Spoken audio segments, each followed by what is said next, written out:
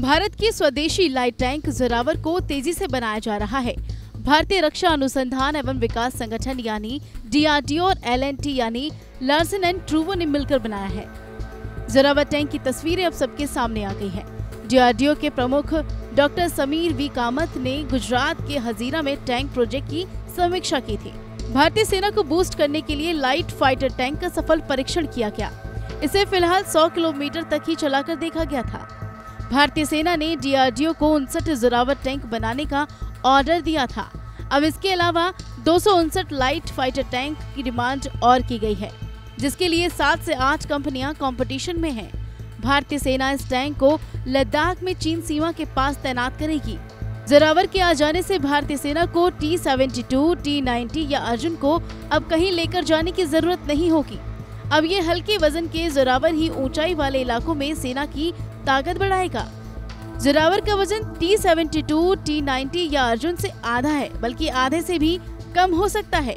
ये tank high altitude यानी 8000 feet से ज्यादा ऊंचाई वाले इलाकों में काम करने में सक्षम है। इसकी सबसे खास बात ये भी है कि ये अनजान हमलों से खुद को बचाएगा, खासकर LAC पर, जहां अक्सर चीन कोई न कोई नापाक चाल चलता ही रहता है। चीन की चालबाजी का भारतीय सेना अब करारा जवाब देगी और छुपे हुए दुश्मनों को ठिकाने भी लगाएगी। भारतीय सेना को मिले जोरावर की खासियत: वजन केवल 25 टन, स्पीड 70 किलोमीटर प्रति घंटा, ऑफ रोड 35 से 40 प्रति घंटा, जल और थल दोनों पर सक्षम, कौशल machine gun 7.62 mm, field artillery FV-433 105 mm, 3 लोग एक साथ कर सकते हैं ऑपरेट। टैंक हाई एल्टीट्यूड से लेकर आइसलैंड में भी हो सकेगा तैनात।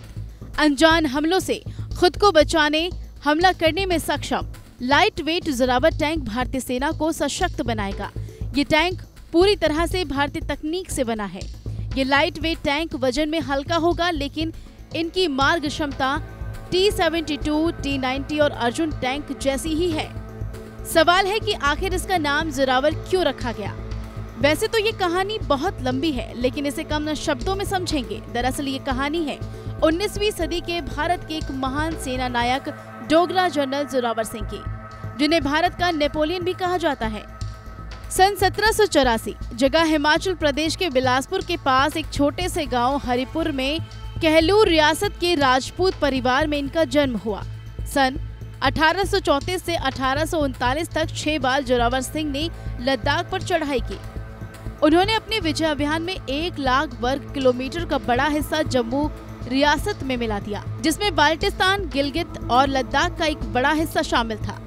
डोगरा तिब्बत युद्ध में जोरावर शहीद हो गए थे। हल्के टैंक की जरूरत क्यों पड़ी? इस सवाल का जवाब है, अक्टूबर सन 1947 में पाकिस्तान ने जम्मू कश्मीर को हड़पने के लिए ऑपरेशन गुलमर्ग चलाया। इस ऑपरेशन के जरिए पाकिस्तान ने 11,500 फीट से भी ज्यादा ऊंचाई पर स्थित भारत के हिमालयन पास लद्दाख के द्रास सेक्टर के जोजिला पास पर कब्जा कर लिया था। हिंदुस्तानी सेना ने नवंबर 1948 में पाकिस्तान की सेना को खदेड़कर कब्जारत सभी इलाकों को छुड़वा लिया था।